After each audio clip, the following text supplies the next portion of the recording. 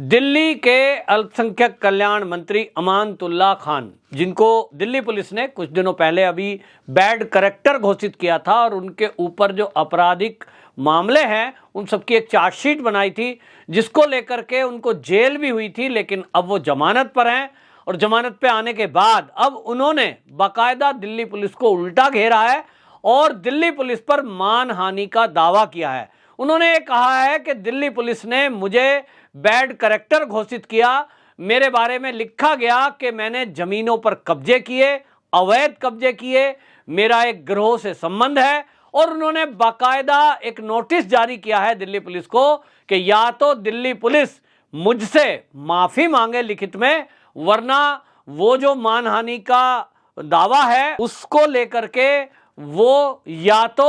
दंड भुगतने को तैयार रहे। और इसलिए ये अमानतुल्लाह खान ने बाकायदा कुछ सवाल उस नोटिस के जरिए पूछे हैं। उन्होंने कहा, मैंने दंगे कहां कहां भड़काए हैं, कौन सी जमीनों पर मैंने अवैध कब्जे कर रखे हैं, कहां मैंने अवैध कंस्ट्रक्शन की है, मैं कौन से गैंग से हिस्ट्री सीटर हूं, मैं कौन से गैंग का हिस्सा हूं।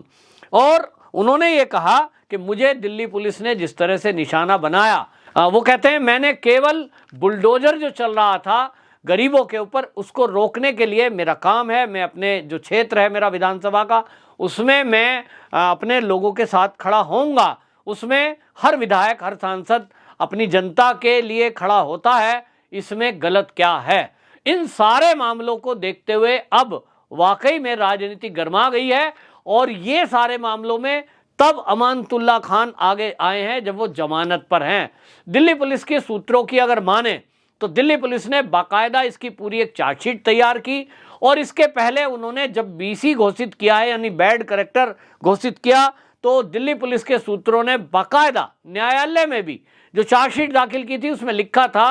कि 18 आपराधिक मुकदमे वो दर्ज हैं, केस चल रहे हैं और एक के बाद एक हो रहे हैं। इसका मतलब ये इरादतन आपराधिक प्रवृत्ति का व्यक्ति है। इस पर एक मुकदमा अभी हाल ही में हुआ, वो तब हुआ था कि जब एमसीडी का शाहीन बाग में बुलडोजर पहुंचा था और उस बुलडोजर का एमसीडी का मकसद था कि जो अतिक्रमण सड़कों के ऊपर हुआ है, जो अवैध निर्माण हुआ है, उसको हटाना है। लेकिन हमने देखा कि इसी अवैध निर्माण के हटाने के अभियान में जब बुलडोजर वहां पहुंचे तो अमानतुल्लाह खान और उनके साथ बाकी लोग सड़कों पर अड़ गए, भारी भीड़ वहां इकट्ठी हो गई और उन्होंने घोषणा कर दी कि हमारे ऊपर से होकर के ये बुलडोजर जाएगा। उसमें बुलडोजर को रोकना पड़ा, यानी एमसीडी का जो अभियान था अतिक्रमण हटाने का, उसको रोकना पड़ गया था। भारी विरोध पुलिस के भारी बल होने के बावजूद हुआ था और इसी में हमने सब ने देखा कि एक दंगा होने की स्थिति वहां हो गई थी। पुलिस और केंद्रीय सुरक्षा बल और उसी के सामने सारी बड़ी भीड़, और भीड़ में इस तरह की बयानबाजी, इसको लेकर के एक एफआईआर दर्ज कराई गई थी एमसीडी के हेड के द्वारा। और ये कहा गया था एमसीडी चेयरमैन के द्वारा कि सरकारी काम में बाधा पहुंचाई है अमानतुल्लाह खान ने, और काम में बाधा पहुंचाने के धाराओं में केस दर्ज कराया गया था, यानी एक और केस दर्ज नया हुआ। अब जो नोटिस जारी हुआ है वो कानूनी पेचीदगी है। दिल्ली पुलिस को इस नोटिस का जवाब देना पड़ेगा और जवाब में निश्चित रूप से जो सवाल उठाए हैं, अगर ये कहते हैं कि अगर वो अमानतुल्लाह खान निर्दोष है और ये सारे मामले दिल्ली पुलिस ने फर्जी उनके ऊपर बनाए हैं, तो न्यायपालिका इसको तय करेगी। और अगर ऐसा तय होता है तो दिल्ली पुलिस को वाकई में या तो माफी मांगनी पड़ेगी या तो दंड होगा। लेकिन जो दिल्ली पुलिस के सूत्र हैं, जो रिटायर पर्सन हैं, जो नौकरी करते थे और आज वो रिटायर हैं, उन्होंने नौकरियां की हैं, ऐसे कुछ लोग मेरे जो संपर्क के हैं, उन्होंने बताया कि जिस तरह की चार्जशीट और जिस तरह के आपराधिक मामले अमानतुल्लाह के विरुद्ध हैं, जो मुकदमे दर्ज हैं, वो कोई आज के नहीं हैं, वो इसके पहले के भी हैं। और इसमें जो ये सवाल पूछे गए अमानतुल्लाह के द्वारा कि मैंने कहाँ अवैध जमीनों पर कब्जे किए, तो उन्होंने कहा इन्होंने अपने क्षेत्र में कुछ बांग्लादेशी घुसपैठिए और रोहिंग्या जो है वो बाकायदा खुलेआम बसाए। वो उत्तर प्रदेश की जो यमुना का किनारे का क्षेत्र था, सिंचाई विभाग की जमीन थी, उस पर वो झुग्गी झोंपड़ी डाल करके रोहिंग्या बसे हुए थे। उनको बुलडोजर चला के योगी सरकार के द्वारा वहां से भगाया गया और उसके तुरंत बाद हमने देखा कि ओखला क्षेत्र में अमानतुल्लाह खान ने उनको बसाया और बड़ा बाकायदा उसकी वीडियोग्राफी की गई और उसको सोशल मीडिया पे अपलोड करते हुए अमानतुल्लाह ने अपनी पीठ थपथपाई थी और ये कहा था, देखिए हमने उन्होंने यूपी गवर्नमेंट ने इनको भगा दिया, उजाड़ दिया, गरीब हैं और हम इनको यहाँ सुविधा दे रहे हैं अपने क्षेत्र में, इनके लिए पानी, बिजली, स्वास्थ्य की सुविधा दे रहे हैं। अब ये जो टेंट लगे थे, दिल्ली पुलिस सूत्रों का कहना यह है कि ये जो टेंट लगाए गए थे रोहिंग्याओं के द्वारा, ये लगवाए अमानतुल्लाह खान ने थे, क्योंकि ये विधायक हैं उस क्षेत्र में और अपने क्षेत्र में जिस जगह पर वो टेंट लगे वो सरकारी जमीन थी। तो एक तरह से अमानतुल्लाह खान ने कब्जा किया नहीं लेकिन करवाया, ये कह रहे हैं। दूसरा, अभी तक दिल्ली पुलिस ने वो चीजें अभी वो चार्जशीट में दाखिल होंगी, अभी तक जो बीसी घोषित हुआ है उसमें जमानत पर हैं। पुलिस सूत्रों का कहना है कि जमानत माने ये नहीं होता कि वो निर्दोष साबित हो गए हैं। अभी पुलिस की तरफ से चार्जशीट दाखिल करनी है और उस चार्जशीट में बाकायदा ये पूरा खुलासा किया जाएगा कि कौन कौन से आपराधिक मुकदमों में पेंडिंग मामला है, कौन कौन से केस में आपराधिक मामले दर्ज हैं, और उसकी पूरी हिस्ट्री शीट जो तैयार है, उस हिस्ट्री शीट में बाकायदा न्यायालय में पूरे सबूत भी पेश किए जाएंगे। और वो क्योंकि गुप्त मामला है, न्यायालय में केस है, और इसलिए दिल्ली पुलिस के सूत्रों ने यह कहा कि हम सार्वजनिक रूप से लोगों को वो सबूतों के बारे में नहीं बता सकते, लेकिन इतना जरूर है कि जिस दिन कोर्ट में तारीख लगेगी, सुनवाई होगी, तो इस मामले में सबूत पेश करेगा दिल्ली पुलिस, और दिल्ली पुलिस के पास पर्याप्त सबूत हैं। अब एक तरफ दिल्ली पुलिस अपना पक्ष रख रही है और वो कह रही है कि हमारे पास पर्याप्त सबूत हैं, एक तरफ अमानतुल्लाह जिन्होंने मानहानि का दावा दिल्ली पुलिस के ऊपर किया है, उनकी माने तो वो कह रहे हैं कि मैं बिल्कुल पाक साफ हूं, मैंने कोई अपराध नहीं किया, मैंने कोई अतिक्रमण नहीं किया, मैं किसी गैंग से संबंधित नहीं हूं, और ये जो आरोप हैं निराधार दिल्ली पुलिस के द्वारा लगाए गए हैं। तो सवाल एक ये भी उठ रहा है, कुछ लोग कहते हैं कि यदि मान लीजिए ये इतने आपराधिक मुकदमे पेंडिंग थे तो दिल्ली पुलिस ने अब से पहले कार्रवाई क्यों नहीं की। यानी पुलिस पर भी, पुलिस प्रक्रिया पर भी सवाल उठाए जा रहे हैं।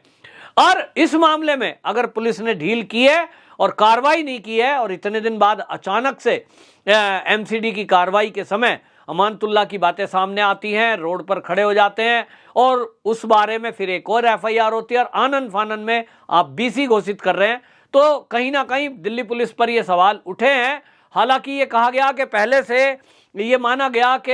एक विधायक हैं और विधायक के खिलाफ कार्रवाई करने में कई पेचीदगियां हैं। कई बार छोटी मोटी धारा जैसे कि अतिक्रमण की धारा है या सरकारी काम में बाधा पहुंचाने की ये बात है, ये जो केस है, इस तरह के उसमें विधानसभा के अध्यक्ष से परमिशन लेनी पड़ती है और किसी विधायक या सांसद के खिलाफ यदि पुलिस कोई एक्शन लेती है तो उसमें कानूनी पेचीदगियां बहुत सारी है, जिसका लाभ विधायकों को और सांसदों को मिलता है। तो दिल्ली पुलिस कह रही है कि अभी तक हमने जो चार्जशीट तैयार की उसमें जो प्रक्रिया है उसके लिए परमिशन कई बार नहीं मिल पाती है और वो परमिशन राजनीतिक दलों को विशेष छूट के कारण वो उसका लाभ उठाते हैं। लेकिन अब जब ये मामला खुद से अमानतुल्लाह खान ने उठाया है और कोर्ट में मानहानि का दावा पेश किया है, तो अब दिल्ली पुलिस के पास कोई दूसरा चारा नहीं है कि वो अब ये जितने आरोप हैं इनका जवाब दे और इनको सार्वजनिक भी करना पड़ेगा, क्योंकि अब दिल्ली की जनता ये जानना चाहती है, बल्कि पूरे देश का ध्यान फोकस है तो अमानतुल्लाह के बैड कैरेक्टर होने पर है कि एक अगर आम आदमी पार्टी का मंत्री और बैड कैरेक्टर घोषित है तो इसका पूरा असर पार्टी पर जा रहा है। खाली ये व्यक्तिगत मामला नहीं है, ये एक पार्टी से जुड़ा हुआ है, जो पार्टी आज पूरे देश में जगह जगह चुनाव लड़ रही है और कई राज्यों में अभी आने वाले समय में चुनाव है। ऐसे में ये महत्वपूर्ण हो जाता है कि वो स्पष्ट करे पुलिस कि गलती किसकी है। क्या अमानतुल्लाह निर्दोष है? तो निर्दोष है तो निश्चित रूप से इसमें ये हर्जाना दिल्ली पुलिस को देना पड़ेगा, लेकिन दिल्ली पुलिस अपने जो आरोप लगाए गए हैं उसको निराधार बताते हुए अपनी चार्जशीट पर वो अड़े हुए हैं और वो ये कहते हैं कि जो दिल्ली पुलिस की चार्जशीट तैयार हुई है, जो हिस्ट्री सीट तैयार हुई है, जिसको हिस्ट्री सीट बोलते हैं, वो जो हिस्ट्री सीट तैयार हुई है वो उसमें हमारे पास तथ्य हैं, उसमें सबूत हैं और लोगों के द्वारा कराई गई एफआईआर भी हैं। उसमें अभी तक जो ढील चल रही थी वो केवल इसलिए थी कि दिल्ली का माहौल खराब ना हो। शाहीन बाग हमने देखा था जब सीएए के विरोध के समय ये चीज़ें शाहीन बाग में धरना प्रदर्शन चल रहा था, उस समय भी पूरे देश से एक मांग उठी थी कि शाहीन बाग जिन लोगों ने किया है उनके खिलाफ कार्रवाई क्यों नहीं की जा रही है। लेकिन इस मामले में हमने देखा कि महिला, बच्चे और कई ऐसे बुद्धिजीवी वर्ग, कई राजनेता वहां आंदोलन में स्टेज पर आकर कुछ ना कुछ बातें बोलते थे। अब न्यायपालिका सबूत मांगता है और सबूत के आधार पर ही सारे निर्णय होते हैं। अब ये देखना बड़ा दिलचस्प होगा कि दिल्ली पुलिस और अमानतुल्लाह खान जब आमने सामने आ गए हैं और एक दूसरे पर आरोप प्रत्यारोप लगा रहे हैं, कौन सही साबित होता है ये अगले कुछ दिनों में पता लगेगा। दिल्ली पुलिस के सूत्र अभी भी अपनी बात पर अडिग हैं और वो कह रहे हैं कि हमारे पास पर्याप्त सबूत है अमानतुल्लाह खान के विरुद्ध, जो हम न्यायालय में समय आने पर रखेंगे। वंदे मातरम।